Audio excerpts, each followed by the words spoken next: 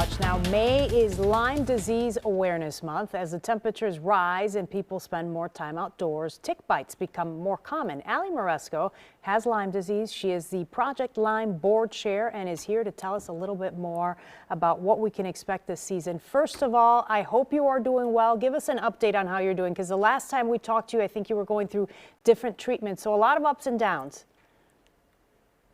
Yes, absolutely. Thanks for asking, Lourdes. So I think one of the biggest misconceptions about Lyme disease is that you get a tick bite, you take a round of doxycycline, and that's it. You're fine. And in reality, if you do not diagnose the infection accurately or quickly, you end up like me with long-term symptoms. And unfortunately, there is not one treatment that works for everyone. So it took me a number of years to figure out what would really help me, but thankfully finally found a therapy that has really worked. And I like to say that I'm mostly well now. Oh, So I'm so happy to hear that. I'm so happy to hear that. And so now you have become an advocate of sorts for people who are battling Lyme disease and sort of helping them along the process of how to get treatment. So let's talk about this year and tick season, which is upon us. It starts here in the spring, runs to the fall. What are you noticing this year? What should we expect?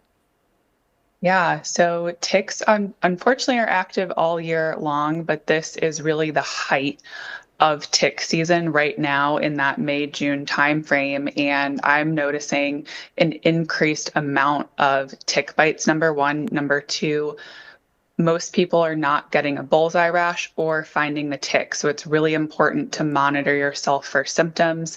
And I think the third thing that's really important to mention here is, although it's Lyme Disease Awareness Month, you should also be concerned with co-infection. So we're hearing a lot of very high incidence rate of things like babesiosis, Bartonella, Rocky Mountain spotted fever. So even if you don't test positive for Lyme disease and you don't have a bullseye rash, if you have any weird flu-like symptoms and things like that, you still want to talk to your doctor. Okay. And I want to lay it out for people as to what they should expect. You know, we know of the bullseye rash that maybe you might notice on your body, but there are so many other things that may be indicators that you may have gotten bitten by a tick. So list me some of those. Yeah, so less than 50% of people actually get a bullseye rash when they are infected with Lyme disease. So what you want to look for are, you can get a different type of rash. Aches, pain, fatigue, brain fog, cold and flu-like symptoms, sometimes Bell's palsy, so a partial facial paralysis.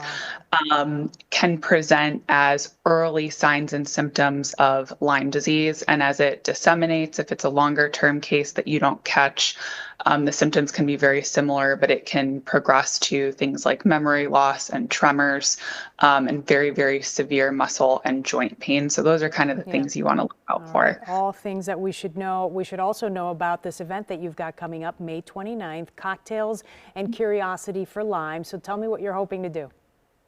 Yes. So we are, of course, raising money for Project Lyme, which is a 501(c)(3) that funds research and education initiatives around Lyme and tick-borne illness. And we are bringing the Chicago tick-borne illness community together to celebrate the end of Lyme Disease Awareness Month and hear from a very, very prominent Chicago Northwestern-based researcher. Yeah, and he's doing research on some of the treatments, which are getting better and better every day. Thank Yes. you so much, Ali Moresco. Always nice to talk to you. We hope to check in with you again soon. Thanks, Lourdes. And there's the information on your screen. If you're interested, that event happening on May 29th, you can get info about tickets, projectlyme.org.